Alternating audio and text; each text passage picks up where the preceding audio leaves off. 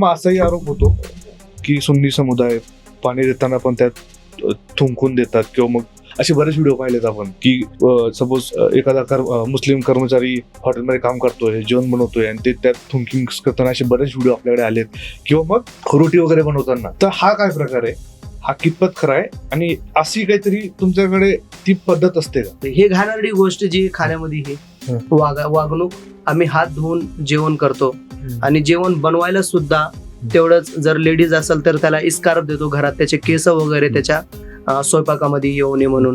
आणि हे घाणेरडी प्रकरण मला नाही वाटत की हे कोणत्याही धर्मामध्ये असं शिकवलं जात असेल किंवा असं दाखवलं जात असेल. तर हे जे व्हिडिओज वगैरे येतात, तर कुठंतरी हे असले व्हिडिओ दाखवून कोणाला तरी बदनाम करण्याचं एक षडयंत्र, पण ते फेक असू शकत, फेक होऊ शकतं. नाही फेक असण्याची पण शक्यता पण कमी आहे, कारण बरेच व्हिडिओ जे बघतो, मग असं कम्युनिटीला बदनाम करण्यासाठी कोणी व्हिडिओ बनवणार नाही, पहिली गोष्ट म्हणजे. आणि जे काही प्रकार, म्हणजे असं नाही म्हणत की सगळंच कम्युनिटी, 5-10% कम्युनिटी मधून जे काही मुलं असतील, कोणत्या ना कोणत्या ईर्ष्येचा भावना जर होत असेल, तर त्यांचं मानसिक संतुलन तपासण्याची गरज आहे.